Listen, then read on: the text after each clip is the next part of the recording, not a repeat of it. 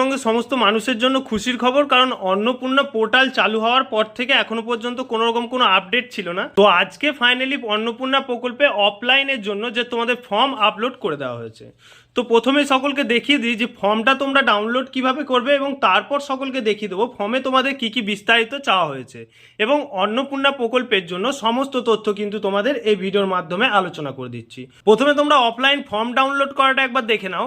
এই যে official website রয়েছে socialsecurity.wb.gov.in, এই পোর্টালে এলেই তোমাদের এরকম একটা ইন্টারফেস দেখতে পাবে, এবং ইন্টারফেসের ডান সাইডে তোমাদের থাকবে এই অপশনগুলো, যেখানে তোমার ট্র্যাক অ্যাপ্লিকেশন স্ট্যাটাস। যেহেতু এখন ট্র্যাক অ্যাপ্লিকেশন স্ট্যাটাস অপশনে টাচ করলে কোনো কিছুই শো করছে না, তবে কিছুদিন পর থেকে কিন্তু সকলে এই ট্র্যাক অ্যাপ্লিকেশন স্ট্যাটাস থেকে সমস্ত তথ্য পেয়ে যাবে। নেক্সট তোমাদের দিয়েছে অন্নপূর্ণা যোজনার ফর্ম, এটা ইংলিশে ডাউনলোড করতে পারো।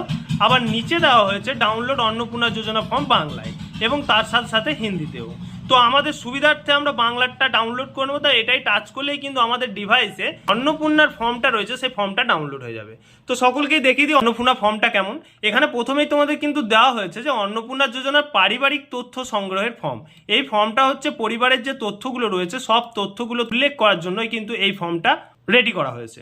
তো এবার সকলকে বলি, 13টা পাতা দেখে সকলেই ঘাবড়ে যাচ্ছে যে 13টা পাতা ফর্ম ফিল আপ করা কি সম্ভব, কিন্তু সকলকেই বলবো 13টা পাতার ফর্মে কোনো রকম কোনো এমন কোনো জায়গা নেই যে জায়গায় তোমাদের কোনো সমস্যা হতে পারে, কারণ ফর্মটা পুরোটাই বাংলা এবং সাধারণ জিনিস চাওয়া হয়েছে। যাদের যাদের অসুবিধা হচ্ছে অবশ্যই ভিডিওটা দেখে নাও, আমরা ভিডিওতে সমস্ত উল্লেখ করে দিচ্ছি।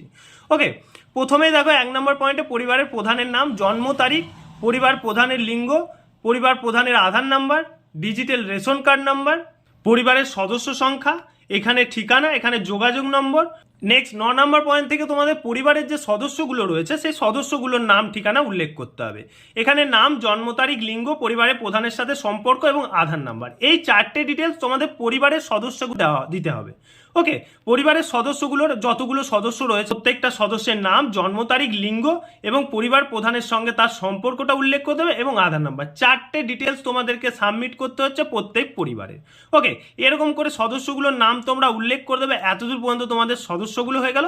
তারপরেই কিন্তু তোমাদের ব্যাংক অ্যাকাউন্ট, শুধুমাত্র পরিবারের প্রধান নয়, প্রধানের সাথে সমস্ত সদস্যের যে নামগুলো 1-2 করে লিখলে সেই পরিবারের সদস্যগুলোর ব্যাংকের অ্যাকাউন্ট নাম্বার এবং আইএফএসসি কোড এবং ব্যাংকের নাম। এবং তার সাথে সাথে সকলকে জানিয়ে রাখি, অবশ্যই আধারের পোর্টালে গিয়ে দেখে নেবে যে ডিবিটি লিঙ্ক কোনটাতে আছে, সেই অ্যাকাউন্টটাই কিন্তু সকলে দেওয়ার চেষ্টা করবে। ওকে, এতদূর পর্যন্ত 10 নম্বর পয়েন্ট চলে গেল। এখানে এরপর তোমাদের এপিক নাম্বার অর্থাৎ ভোটার নাম্বার এবং অংশ নাম্বার। এই ভোটার নাম্বার এবং অংশ নম্বরগুলো প্রথম থেকে একদম সদস্য সহ পরিবারের প্রধানের উল্লেখ